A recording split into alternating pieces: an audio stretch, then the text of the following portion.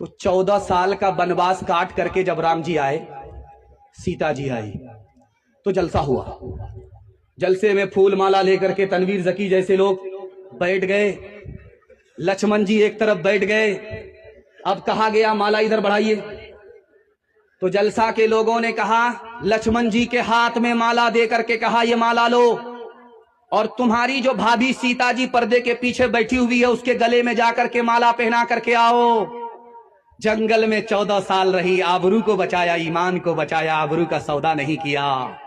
ऐसी औरत के गले में जाकर के माला पहनाओ, सम्मान करो। जब लक्ष्मण जी माला लेकर के निकले तो रास्ते में खड़े हो गए, आगे बढ़ ही नहीं रहे। तो नाजिम ने कहा, अरे क्या हुआ? माला हाथ में, भाभी के गले में डालो। कहा कि मेरी भाभी 4 औरत के साथ बैठी है, मुझे पता ही नहीं कि भाभी कौन है, किसके गले में मैं माला डाल। अरे 14 साल वनवास में रहे भाभी, और तुम उसके देवर, तुमको ये पता नहीं कि भाभी कौन है? तो उन्होंने कहा, अरे भाभी का हाल तो सुनो पहले। वो पर्दे के अंदर रहती थी, पर्दे से बाहर नहीं निकलती थी। जब वो निकलती थी तो घूंघट डाल देती थी। मैंने उसके पैर को चलते हुए देखा है, चेहरा नहीं देखा, इसलिए मैं पहचानता ही नहीं कि मेरी भाभी कौन है। जिस्म पे लिबास की कमी अजीब लगती है, मुझे अमीर बाप की बेटी गरीब लगती है।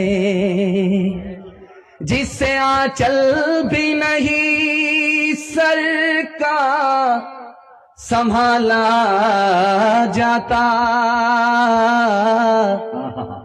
उससे क्या खाक तेरे घर की हिफाजत होगी। आगे देखिए, किताब उसका नाम है ऋग्वेद।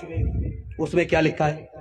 उसमें लिखा कि ब्रह्मा ने औरत को औरत बनाया, तो इसका मतलब है वो सर उठा करके ना चले, सर झुका करके चले।